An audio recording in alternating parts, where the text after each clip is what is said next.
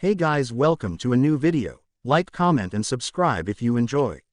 Without any further interruptions, enjoy the What If. Chapter 35. Dead-end friends. Luffy had managed to bring down not only the giant oars, but Gecko Mariah himself. The guy was seriously a tough bastard. Luffy was 17 and was beating on pirates that had been deemed by others to be unbeatable forces in the ocean.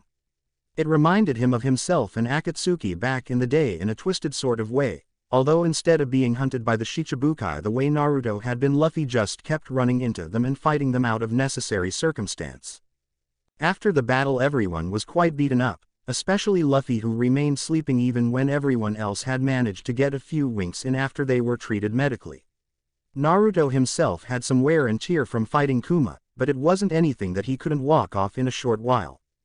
Ever the forager, Naruto let the crew rest and decided to pick through what was left of Mariah's mansion to find something useful to loot before going to see them. There isn't a damn thing anywhere in this place worth taking. Naruto muttered to himself as he walked outside of the remnants of the building to the ruined courtyard where much of the fight with oars took place. That's because Nami had it cleared out the second she was able to, back when she was with you. Naruto looked off to the side to see Robin sitting serenely at the top of a rubble heap, on a fallen pillar in particular. She was just sitting, seemingly waiting with a small smile on her face.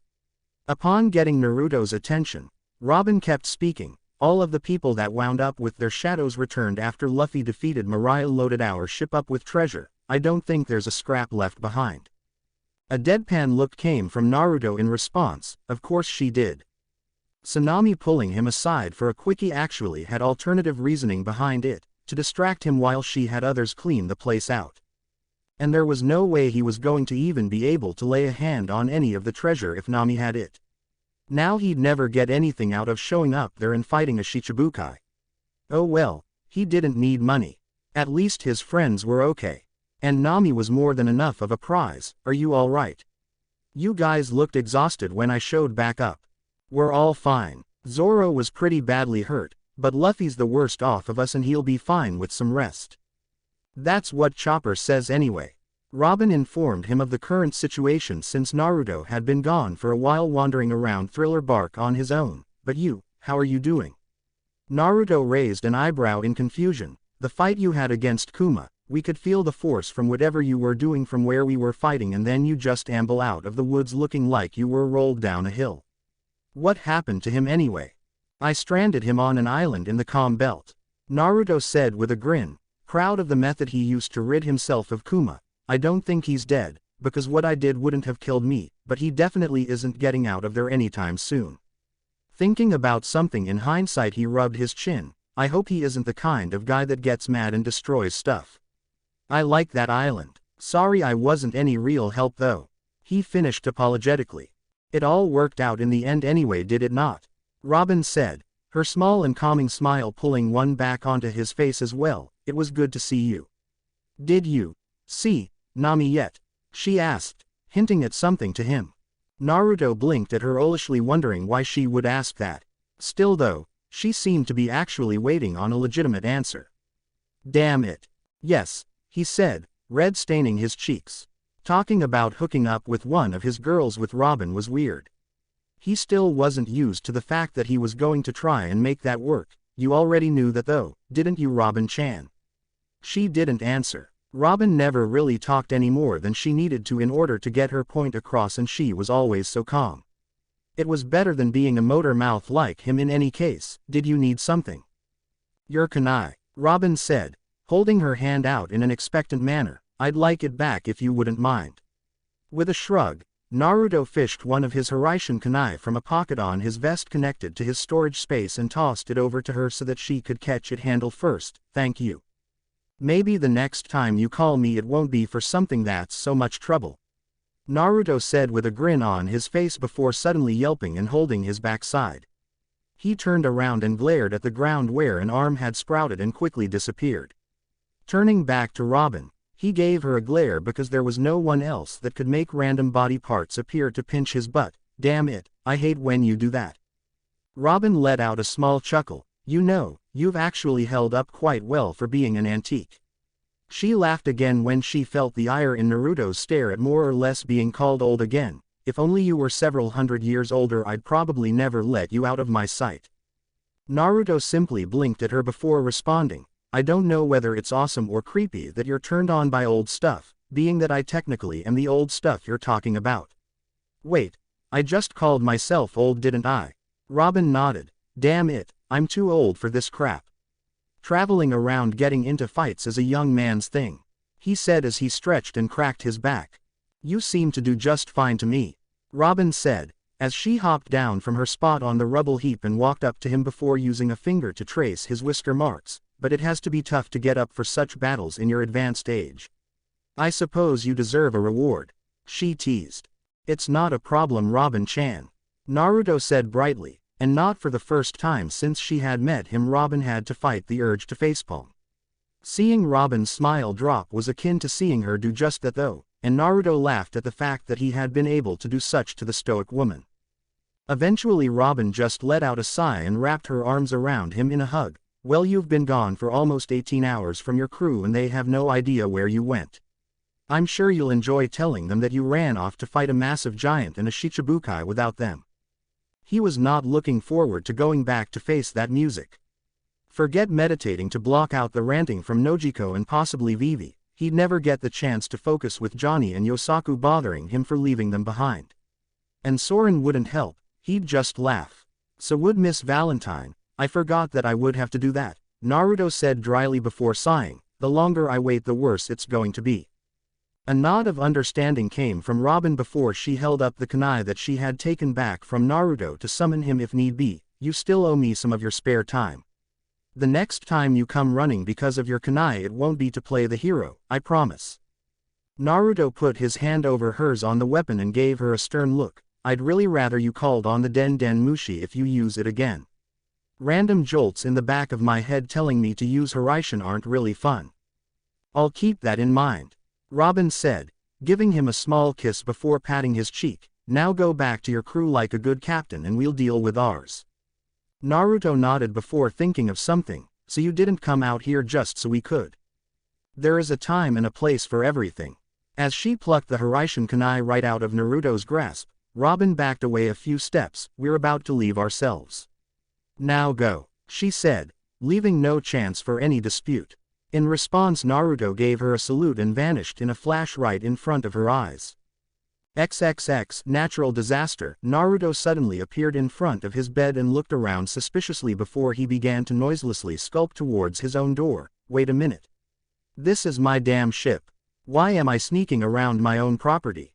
Because he had randomly vanished for almost an entire day and hadn't said anything to any of his crew about it, that was why. Hopefully that Perona girl he yanked from Thriller Bark conveyed the message in his stead. Maybe that could have smoothed things over. Managing to sneak out into the common area and outside onto the deck to see what was going on, Naruto sighed in relief as he could see that the grass-surfaced deck was clear with the exception of Vivi navigating at the helm seemingly without a care. For some reason the whole scene felt like a trap, but the only way to be sure would be to spring said trap. Something told him that he should have just stayed in his room and gotten some sleep before trying to come outside and see how everyone else had fared while he had been gone.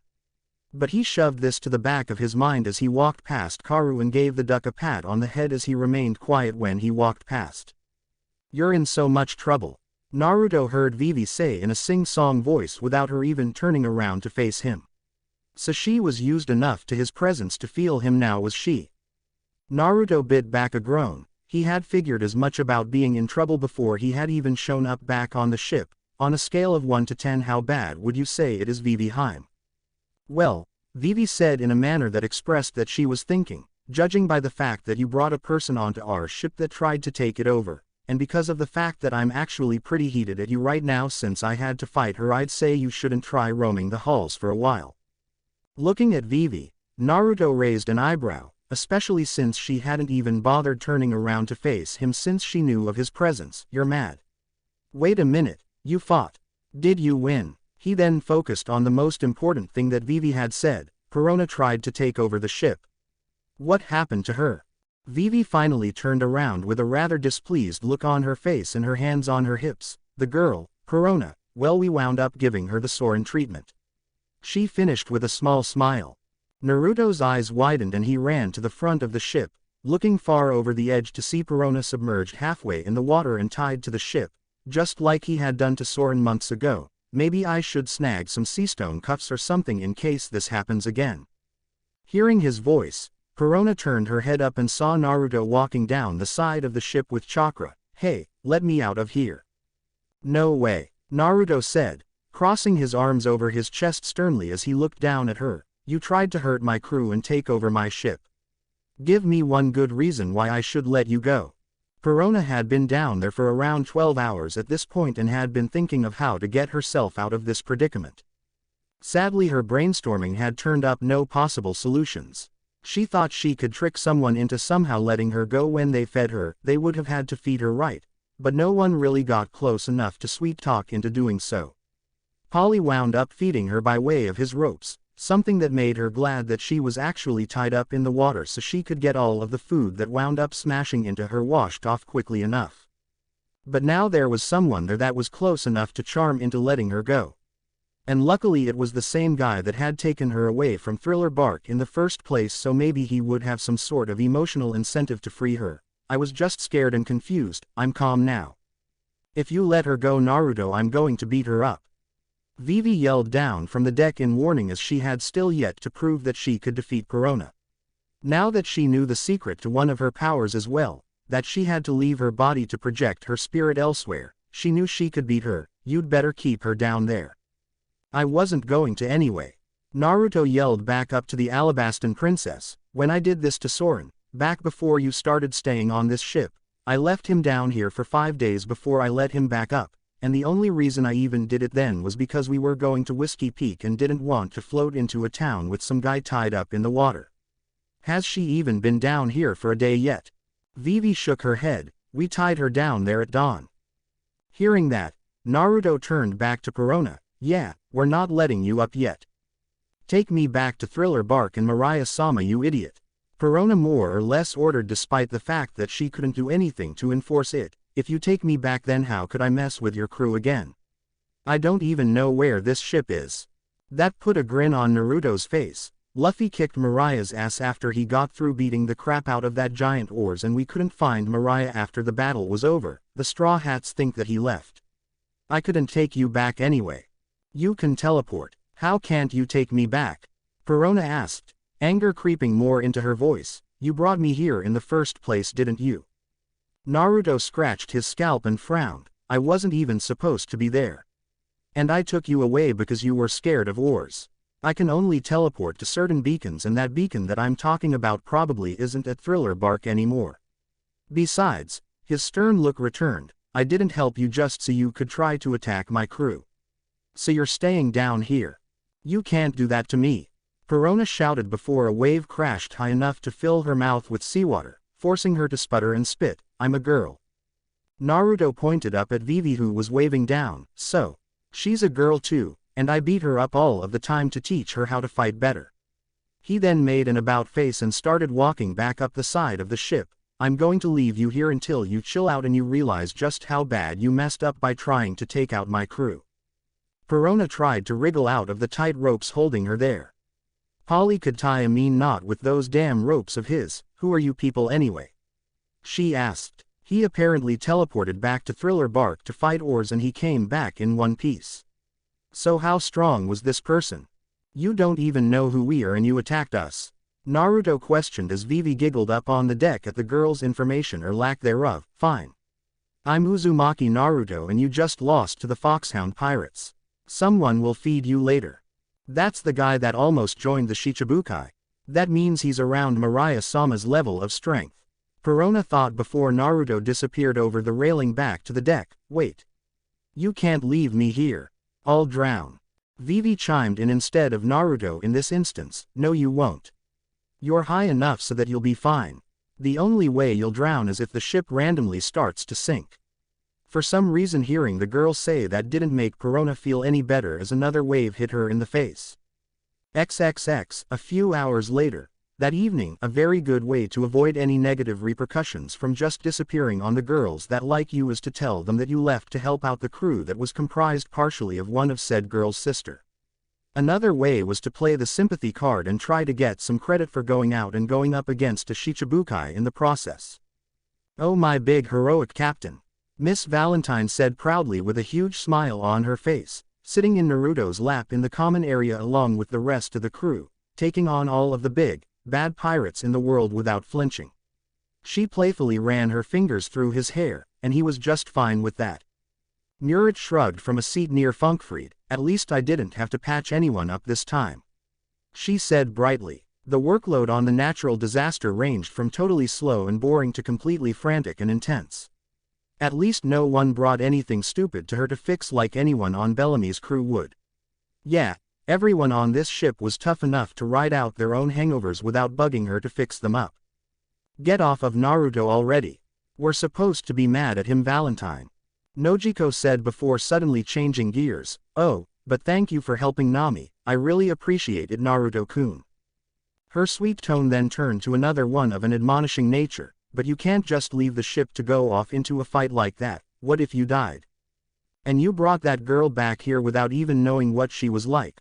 Once again Nojiko abruptly changed moods to one of an understanding and sweet nature. "But you didn't know she'd try to take over the ship, and you were just trying to help someone that needed it." She then turned somewhat angry again and let out an exasperated groan. "Damn you and your stupid hero complex." "Crazy," Soren muttered to himself lowly only for a gunshot to ring out and fly past his head, embedding itself into the wall. "You were trying to miss on purpose, weren't you?" he asked with some ire in his voice. The gunshot made him activate Tekai out of instinct and the bullet wouldn't have killed him, maybe. But that wasn't the point. "I am not crazy, I just care too much," Nojiko defended, her pistol still smoking from the shot she had just taken. "Someone has to." Polly had been leaning on the wall near the door and the open window out to the deck so that he could smoke a cigar inside while listening to what had called Naruto away so suddenly. "You ever think that you're going to get a little too famous, Uzumaki?" he said as he exhaled smoke out of the window. "I know pirates get into fights all of the time and everything, but you're like a magnet for messed up stuff." Naruto shook his head. "How? The only thing I'm really famous for that anyone even knows about is kidnapping Vivi Heim, killing that Nezumi guy back in the East Blue, and ripping up a lot of the Buster Call back at Eni's lobby. A lot of people don't even know about the really tough people I've fought like Aokiji or any of the Shichibukai. No one talks about that." He didn't really care too much about that though. Making waves was good and everything so that when he started talking people would listen, but to just be known as the guy that causes anarchy everywhere he goes wasn't what he wanted, and it wouldn't help him if he was really serious about trying to change the world. "By the way, I'm still not a pirate." From the kitchen, Johnny and Yosaku were raiding the fridge while Miss Valentine was busy fawning over Naruto, taking advantage of their opening to do so. "You said that last thing like it wasn't a big deal, Naruto and Iki," Yosaku said in a grumble as he and Johnny both made a massive sandwich with the works that they were prepared to cut in half once it was done. Johnny cut the sandwich and Yosaku reached for one of the halves only to jump back when Johnny slashed at him with his sword. "What the hell? Like hell you're getting the bigger half," Johnny said, resheathing his sword and holding his hand on the hilt as if he would attack again. "The cutter gets the choice on which sandwich they get." Yosaku took Kibikirabucho off of his back and held it, also ready to fight over the sandwich. "What kind of crappy reasoning is that? You're just going to take the bigger half. I cut it evenly," Johnny fired back in response, his fingertips drumming on the handle of the sword. "Then what are we fighting about, damn it?" Yosaku said as he moved for the sandwich only to use his sword to block Johnny's incoming attack. Johnny pushed against his friend and current opponent's oversized sword in vain as he tried to reach for his choice of sandwich. "It's the principle of the matter." "Oi," Naruto snapped, shifting the very happy Miss Valentine around in his lap. "Take that outside. You're not messing the interior up over something this stupid." Both Johnny and Yosaku kept their swords in clashing position and slowly walked their way out of the kitchen, through the common area, and out through the front door, even though they had to sort of duck so that Yosaku could fit Kibikirabucho out without destroying anything. Vivi was on her way back inside when they were doing this though, and looked at them curiously before shrugging it off and walking in. Once there, Vivi looked around and saw the very large sandwich in the kitchen as her stomach let out a growl. "Does that belong to anyone?" she asked with a famished look on her face. not seeing anyone seemingly care about the rather delicious-looking foodstuff. Everyone in the room looked at each other before unanimously shrugging and shaking their heads. Can I have it? I haven't eaten all day. Manning the wheel in the captain's stead took precedence over being fed apparently.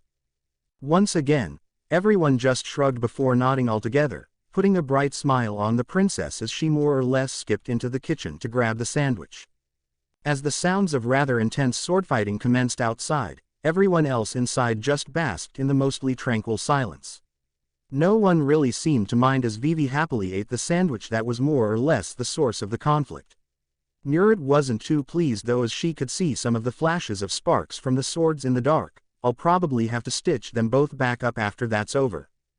XXX. 3 days later, even though it was supposed to be daytime, the sun was not visible. Everyone thought it was very weird because they knew that enough time had passed for the sun to rise, and there wasn't a cloud in the sky, so it wasn't that there was a storm in the vicinity. It was just merely dark outside, as if it was nighttime.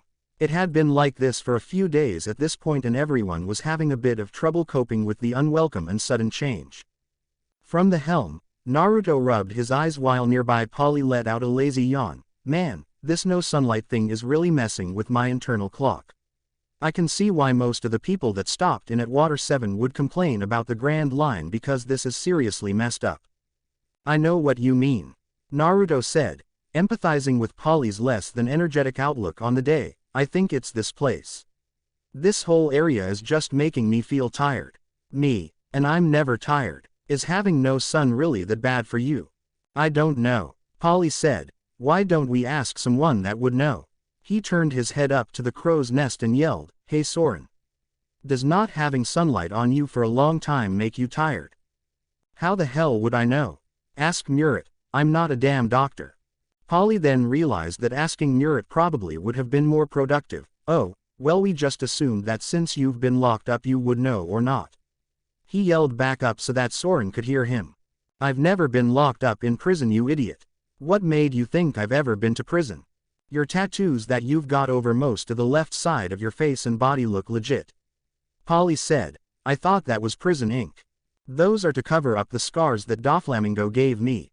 I didn't know that. Stop yelling at me. You yelled first, dumbass. I'm not going to climb down so we can talk in even-toned voices, so deal with it.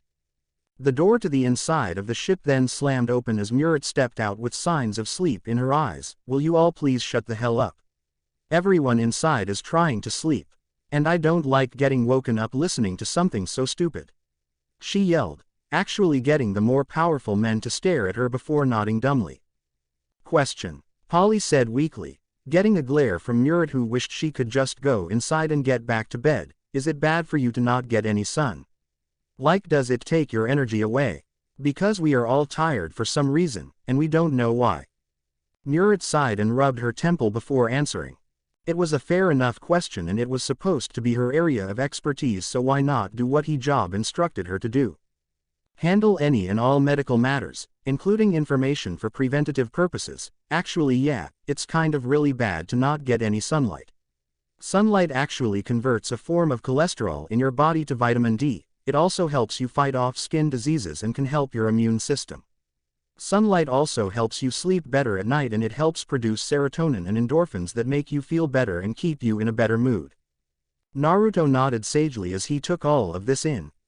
So that's why everyone's been so pissy for half of the week. Vivi and Nojiko almost got to fighting yesterday. That was weird. Nojiko was usually very level-headed and responsible most of the time, and Vivi was such a complete and total sweetheart that she didn't fight unless someone forced her to. Not yesterday. It was a catfight of the highest order. Polly grinned to himself, remembering the incident fondly in his own mind as he, along with Soren and Johnny, did nothing to break the two women up, opting to sit back and watch raptly instead. I've never seen Vivi mouth back like that when someone told her to take the helm before. Then again, Nojiko did demand her to in a pretty bitchy way, those two inappropriate women. He said, trying to act as if he didn't enjoy watching it. What I don't get is why they didn't break out the weapons until after me and Johnny had separated them. Naruto said, remembering how when he had physically lifted up Vivi to carry her outside and away from Nojiko, who was being carried further into the ship towards her room by Johnny, both girls had pulled out their respective tools of combat. Over 24 clones met their end by Vivi's hand, and Johnny wound up getting lumps on his head from being hit with Nojiko's pistol when both men tried to calm the women down. Good thing he wore that headgear or it could have been worse.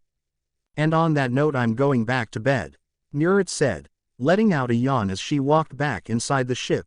Keep it down, and don't call me unless you're gut shot. Will do, Polly said evenly as he lit a cigar for leisurely purposes. Hey Soren, have you ever been this far ahead on the Grand Line? The only other person in the party that might have been that far before would possibly have been Miss Valentine back when she had been amassing funds and things of that like for Baroque works, but she wasn't there at the moment.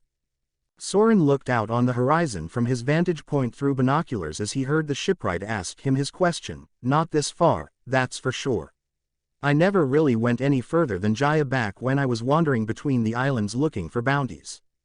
Naruto leaned against the steering wheel and set his chin against it as he stared out ahead of him on the darkened waters. So none of us know what to expect when we head out further from here. Pretty much, Soren said before scouting something through his binoculars. Yo, Uzumaki, we've got land coming up. You going to untie Perona from the front of the ship? She's been quieter than I was when you tied me to the front of the ship. That's because I bantered with you on purpose, Naruto said in response. Soren and he had a much better verbal back and forth than he and Perona did. All Perona did whenever he went down there was yell at him to let her go, but I guess I should this time too. We can't just roll into port with a girl tied up to our ship. That would send the wrong message to anyone that saw them. Finally, hearing Perona's voice, Naruto locked the wheel and jumped over the railing, planting his feet firmly in his usual gravity-defying show as he looked down at Perona. If I let you up, you'd better behave. No attacking any of my crew or anyone else, and if you run away I'll find you. Since you can't break Polly's ropes, he's going to be the main one watching you. Hey, Polly yelled over the side of the ship at Naruto, why do I have to watch her? Naruto turned towards him and gave him a deadpan look, because you're new, and all we make you do otherwise is make sure everything on the ship is up and running. Now you double as the ship warden in case we capture people. Polly's jaw dropped as Soren cackled in amusement from the crow's nest. Ship warden? Since when? Since I just thought of it, Naruto said, tapping his head as if he were brilliant. Everyone else has a job title on this ship, so why not you too? I was already the shipwright, you idiot. That was my job, Polly shouted, prepared to instigate a fight at this point. How can someone so stupid live for so long in the first place, let alone on the Grand Line? And he was planning on traveling even further still. Naruto rolled his eyes as he started cutting Perona loose. He had to channel wind chakra to the blade of his kunai to get through the rope though. Why did Polly have ropes that thick? It was ridiculous. Both of those jobs are barely jobs. The only time the shipwright thing will come in handy is when something gets messed up. And how often do you think we're going to actually capture anyone? Soren grumbled upon hearing that. You captured me. You maniacs always mess things up on this ship. Polly argued again. Do you think the place always looks so good because you're careful owners? No. You guys cause more damage to this thing than a little bit. I've had to repair the outside of one of the masts like 5 times since you recruited me. I'm not even going to go into detail on all of the stuff you destroy inside of the ship. He still remembered when he had to fix the hole in the ceiling of Naruto's room after his short battle with Boa Hancock since she had kicked him through it. Naruto jumped back over the edge of the railing, holding onto Perona before letting the rather thoroughly drenched girl try to stand on her own. Polly stopped yelling. Naruto hissed quietly, there are 4 very tired girls inside that'll try to kick our asses if you wake them up. Now go do your job and take Perona inside to go get dry. He took some satisfaction in seeing Polly gnash his teeth at the insistence of his new job. Perona looked back at Naruto. I want to go back to Thriller Bark, she said, feeling some kind of form of homesickness surrounded by the strange people. If what she had learned about Uzumaki Naruto from what was reported on him was true, then she was lucky he hadn't had her killed yet. He was reportedly very brutal, yet he seemed like more of a reasonable person than what the bounty reports on him said. If he really was as bad as he had been reported to be, then he would have killed her or worse once he learned that she had attempted to take over his ship. His crew didn't seem to acquiesce to his every command either, since Polly was willing to engage in a total argument with him and the doctor girl Murat was willing to yell at him and the others quite brazenly. The Vivi girl was apparently willing to attack him because she was cranky if what she heard on the deck last night was any indication of the ship dynamic. It was something of a madhouse here. "I can't take you back," Naruto said apologetically. "I don't know where it is, and even if I did there isn't anyone there anymore. I told you, Gecko Mariah somehow left under everyone's nose. I couldn't tell you how to find him now, but his signature isn't anywhere near Thriller Bark." Perona's face told the whole story of her complete and utter dislike of the current situation. "So I'm stuck as your prisoner forever?" she asked weakly, rather out of character to the way that she had been the other day. "Oh damn it, now I'm their slave. This couldn't possibly get any worse." She didn't know if it was the gravity of the situation setting in, or the fact that she hadn't stood up properly in over 3 days, but Perona's legs gave out on her at that moment as she fell to her knees on the deck.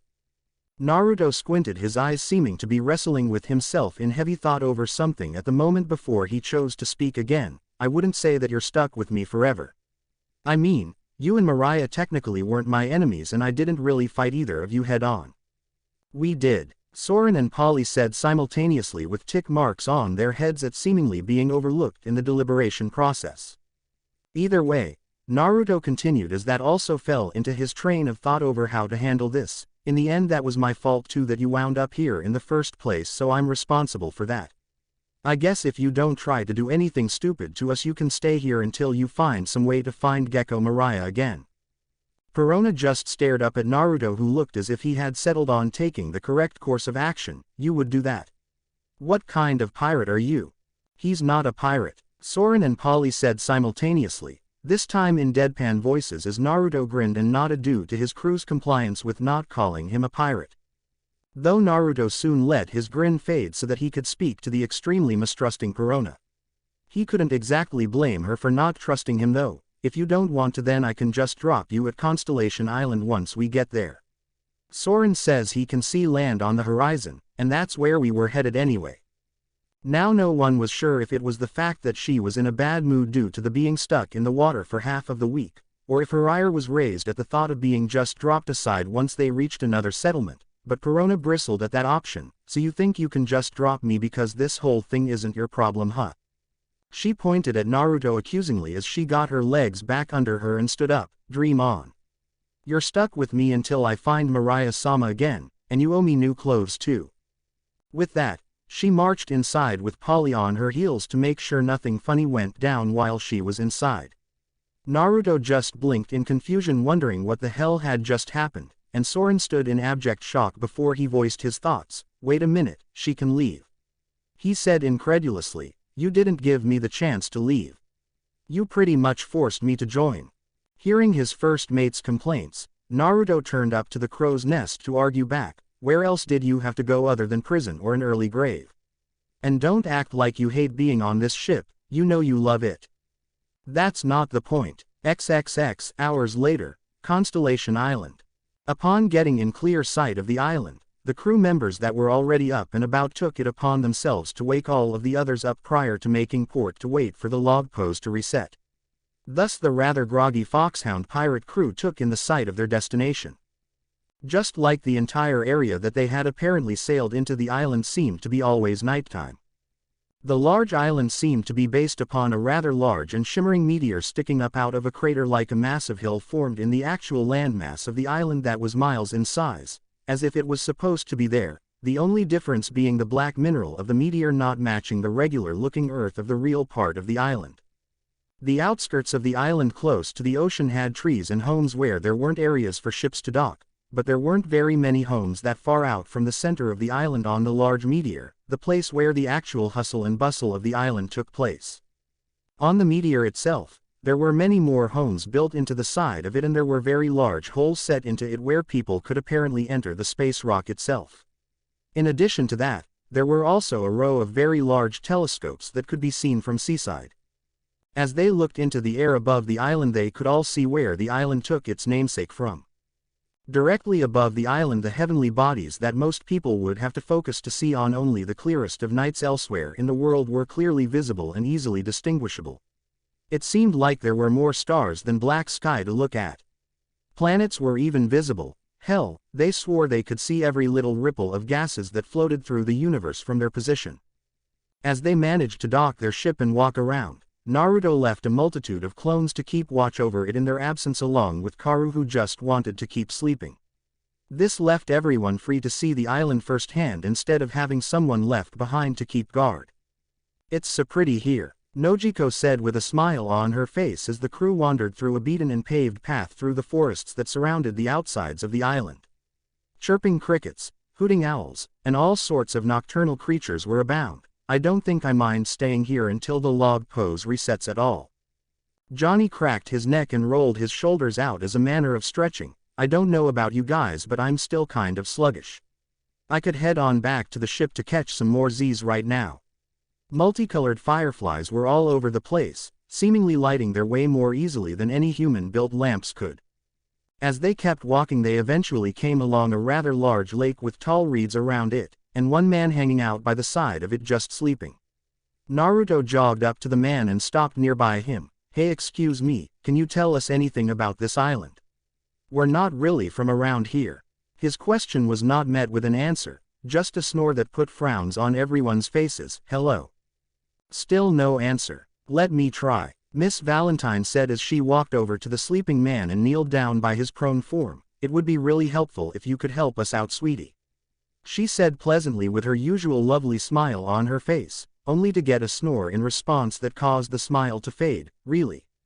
Soren let out an impatient growl and walked over as Miss Valentine stood back up. "Wake the fuck up," Soren yelled as he kicked the man on the ground hard enough to jar him from his sleep. As the man sat up and glared at him, Soren turned back to the others. "There you go. That's what you call taking command of the situation." Perona looked at Soren and leaned over to the person closest in age to her, Vivi, ironically also the person that she had something of a bone to pick with. But she couldn't really fight Vivi due to the entire crew being there and knowing how to defeat her now. "He's really kind of violent, isn't he?" "Well, only to the people that he doesn't know," Vivi said matter-of-factly before turning her eyes to Perona. "I still don't like you, just so you know." "The feeling is mutual, princess," Perona jabbed back. That almost caused Vivi to blurt out the question of how Perona knew she was a princess, but Nojiko's gaze when she was about to told her to keep it quiet. It was just a general and rather spiteful nickname, not an address of her official title. The sleeping man rubbed his eyes and looked up at the foxhound pirates with half-lidded eyes. "What do you all want? Can't you see that I'm trying to get my daily 18 hours of sleep in?" He seemed more upset that he was awake instead of the fact that he had been kicked. "Troublesome foreigners, no one else on Constellation Island is getting kicked awake right now."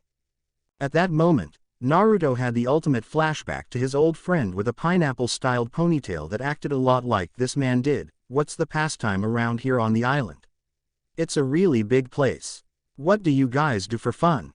"This," the man said in a flat tone of voice, "we sleep, and we just spend time looking at the stars and planets that pass overhead."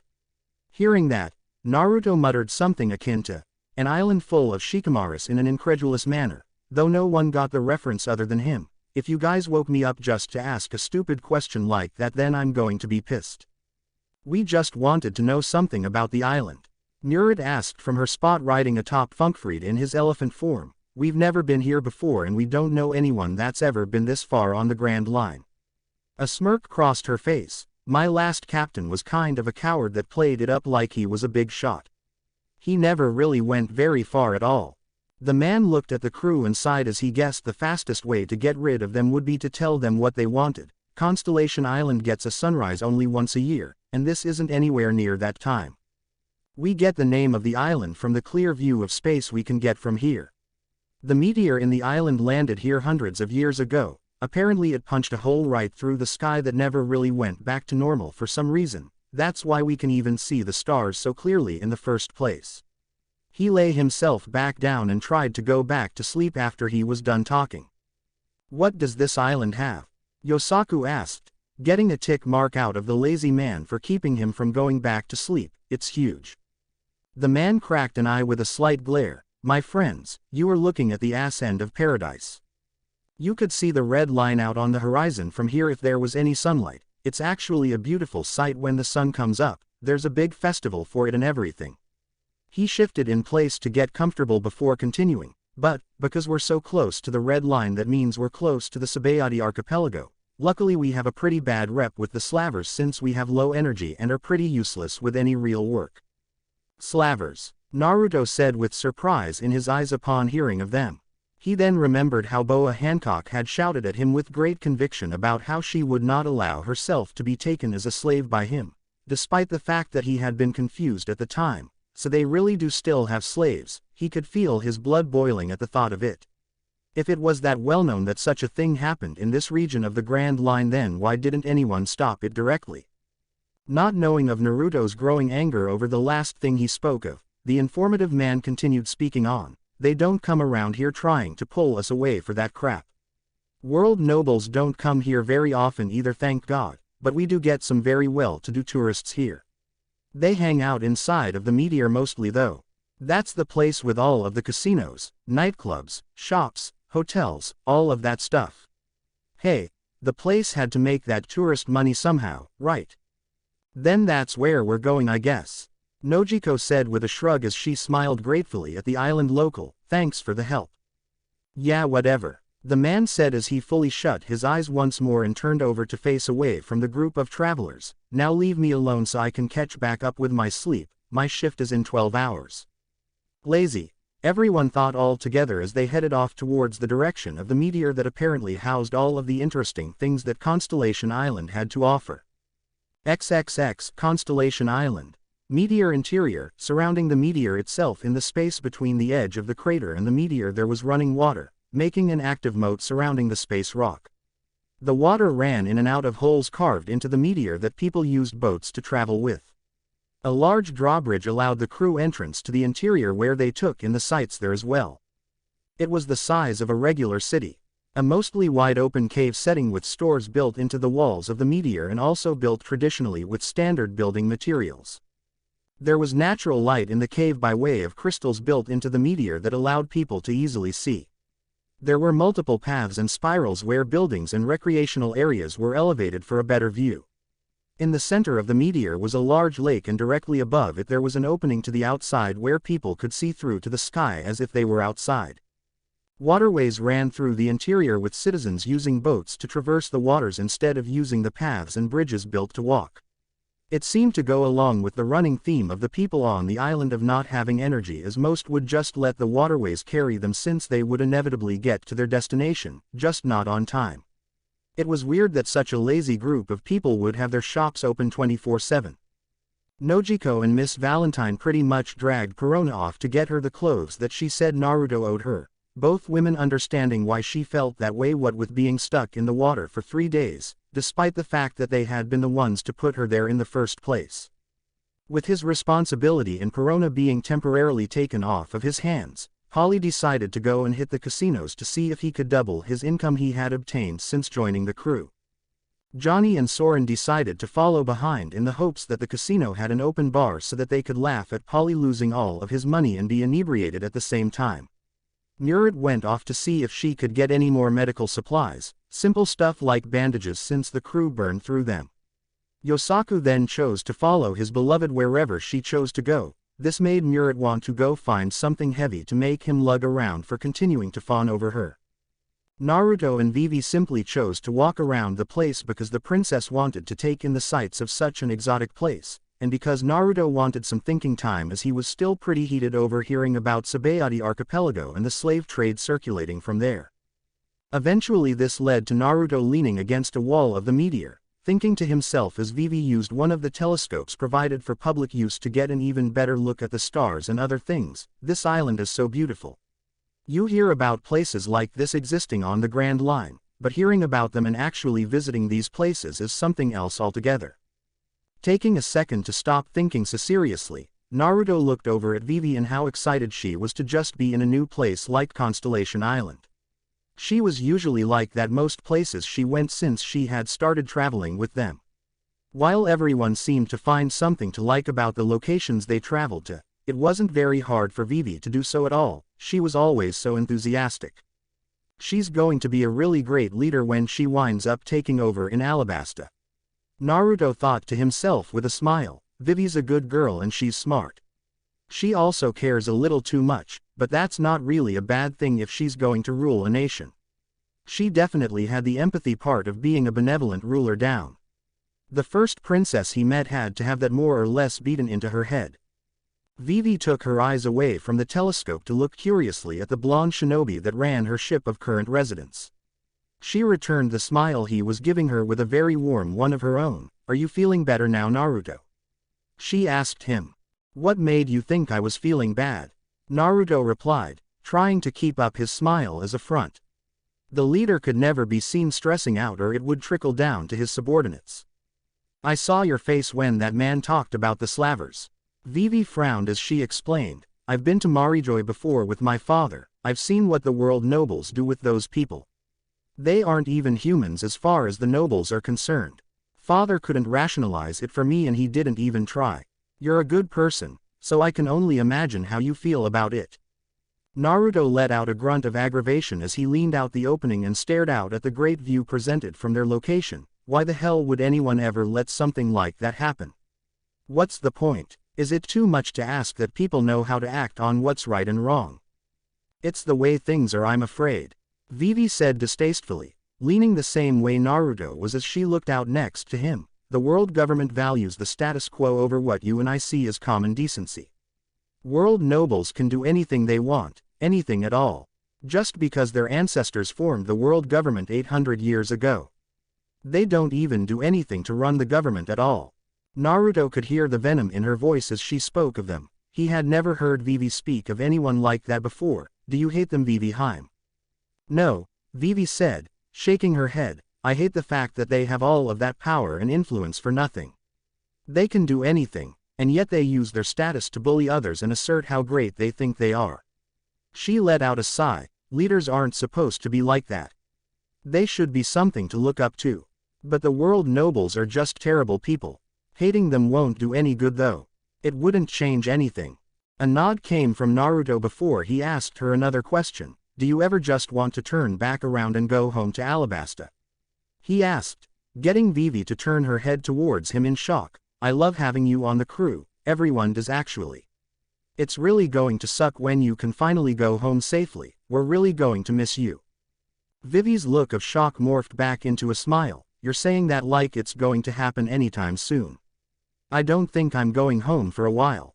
She let out a wistful sigh as she continued. Sometimes I do wish I could go home, but I love this crew, it's actually really fun to be here. You've made me so much stronger too, so I can really defend my people the next time they need me. I really appreciate it all. You soak up everything I've taught you like a sponge. Naruto said with a laugh, you're really easy to teach. Besides, we love having you with us. Even when you do wind up going home, you're still one of us, and if you ever need us, we'll be there in a heartbeat, princess. Vivi took that moment to let out a laugh as well. So you'll be my honorary knight. If that's what you want to call it, yeah. A grin crossed Naruto's face as he replied, I'm your knight, Vivi Heim, and if there's anything you can't handle, I'll always have your back. He bowed to her with a flourish, getting a playful knock on his head from Vivi, who was stuck in full-on laughter at this point. That's a promise though. I already made the promise that I won't ever disappear from your lives. I meant it. We'd all just find you anyway. Vivi said slyly, though she was turned away slightly so he couldn't see the blush on her face at his insistence of being her knight. Agaram, Pell, and Chaka would have heart attacks if I somehow convinced Naruto to be a knight or something. I'm starting to think that's true because I keep hearing people say it.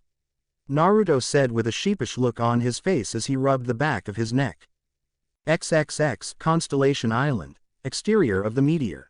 Sir, ma'am, a marine said as he ran up to Hina and Smoker. Witnesses have recounted seeing people fitting the description of Uzumaki Naruto's crew members within the meteor structure of the island.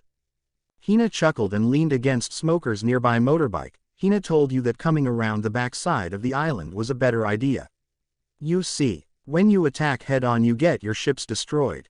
A little misdirection works wonders. I thought I told you to shut up about that.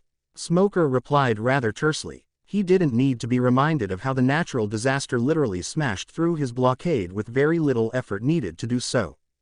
How rude, Smoker-kun. Hina said with a smirk as she pulled her dark brown gloves tightly on her hands. Hina comes all the way to help reinforce you. Hina helps you track down Uzumaki Naruto's trail, and this is how you treat a friend. Promotions really must go to one's head, correct Commodore? Smoker let out a scoff before a small smile broke out on the normally gruff man's face. Hina came here to help herself too.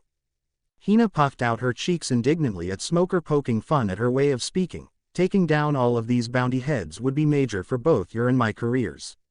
The only way to be allowed to go to New World is to get promoted, and the only way that's going to happen for someone like me is if I can prove that there's no reason to hold me back by beating strong pirates.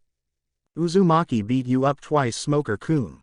Hina chimed in as if that were a helpful fact that he had somehow forgotten. He didn't beat me up, he just blew me away both times and ran before I could drift back. Smoker argued back as he sat on the seat of his bike. I know how to fight someone like him now. It won't happen like that again this time. Because this time Hina will fight him with you. The Marine captain with long pink hair said confidently as she pretty much shoved Smoker forward and took a seat behind him on the bike. No matter who he is, he can't even touch Hina or else he'll regret it because of Hina's powers. Let's just go already, Smoker said with a grumble. Our subordinates are already inside. That means we pretty much have them cornered. With that, he kick-started his bike, powered by his own smoke powers, and drove inside the meteor to attempt to locate the Foxhound pirates. Omake. The gauntlet is thrown a few days after leaving Water 7 on board the natural disaster. The ringing of the Den Den Mushi in the common area quickly beckoned the person that was usually the closest to it when it went off as Naruto jumped basically from the doorway of his own room all the way to the communications animal in one leap. Hello. He greeted pleasantly upon picking up the receiver. You've got the Foxhound pirates, what do you need? I'm gonna kick your ass, you shitty bastard. Naruto immediately took offense to the quite vulgar greeting. Who spoke to someone like that on the phone? How rude. Oh, I'd love to see you try, prick. You're real tough over the phone, so why don't you come find me and say that to my face, Datbeo. He then blinked when he realized that he had gotten overexcited and that he had fallen back into an old habit, and you didn't hear me say that last part, so shut the hell up about it. As soon as Robin-chan gives me your stupid teleport weapon I will. And then I'll take it and shove it up your ass, so you can teleport there when I'm done with you. Naruto was about to shout back, fully ready to get into an insult, shouting war with this person until he started piecing things together. Wait a minute, is this Sanji? You're damn right it is. What the hell is your problem? Naruto asked him, confused at why the Straw Hat Crew's chef would have a problem with him. Just because I said that you were a crappy cook because you couldn't make ramen isn't a good reason to be all pissed off. I said that days ago. I thought we were past it. First of all, I can make ramen. I just choose not to do anything with that shitty food. I'm a gourmet chef. And second of all, I'm not pissed because of that. I'm pissed because I've heard of your deflowering our lovely navigator. Wait, you actually can make ramen? Naruto said questioningly before blinking, completely missing what the gist of the conversation was supposed to be about. You son of a bitch. Give Miss Valentine your recipe or I will cut you. Get back on topic. Oh, right, Naruto said, dropping his anger at the whole ramen thing, but he would be revisiting that part of the discussion at a later time. Oh. He finally said in realization, that's why you're mad at me. Because me and Nami. Don't you dare say it. I'll never forgive you for taking something so precious away from Nami-san, you bastard. At that moment sounds of a minor scuffle took place as it sounded like the receiver was wrestled away from Sanji. Naruto, you jerk. Whatever you took from Nami you'd better give it back right now or I'll kick your ass. Apparently it was the captain's turn to interject. Luffy, Naruto said, having at this point settled down enough to take a seat on a couch as he continued to talk. What are you talking about? Give what back? Sanji said you took something precious from Nami, like a flower or something. I don't know, I wasn't really listening. All I know is that friends don't take things from friends, so whatever you took give it back. I can't really give back what I took, Luffy. Naruto thought to himself with a deadpan look on his face. Listen to me, Luffy. Whatever he was going to say was cut off as more sounds of fighting over the Den Den Mushi took place before Sanji's voice came back over the line. Luffy, shut up. I've got this handled. This is a matter of honor both for myself and my dear Nami-san. So get ready, As soon as I can get Robin-chan to hand over your kunai with my charm, I'm going to call you again, and then I'm going to kick your ass to the moon. I thought I just told you not to call him about something so stupid. Nami's angry voice came through the background before sounds of pain reverberated through the Den Den Mushi. Sanji was probably paying for his rather brazen statement on quite personal matters at the moment. Everyone on the ship heard you and knows what you're talking about. One more person picked up the line and spoke to the blonde captain as the sounds of a rather brisk beating echoed in the background. Naruto, we're going to have to call you back later. Sanji's kinda busy getting, well, you can hear it, can't you? Usopp said, sounding like a voice of reason before seemingly holding up his receiver in the intended direction so that Naruto could clearly hear what was taking place. Nami-san, I was just defending your honor from that villain Naruto. Crash, who the hell said I needed my honor defended? And next time, defend me, quieter than that. This is embarrassing. Naruto let out a sigh. Normally I'd tell Sanji to bring it on, but for now I think I'll just say good luck to him. Noji-chan's going to call so she can talk to Nami later. Make sure you tell her after she calms down. Got it. Later. Click. Jumping back up to hang up the Den Den Mushi, Naruto then walked back towards his room as if nothing happened. I love my weird friends. Thank you for watching. If you enjoyed the video, be sure to like, comment and subscribe, as well as checking out the author on fanfiction.net.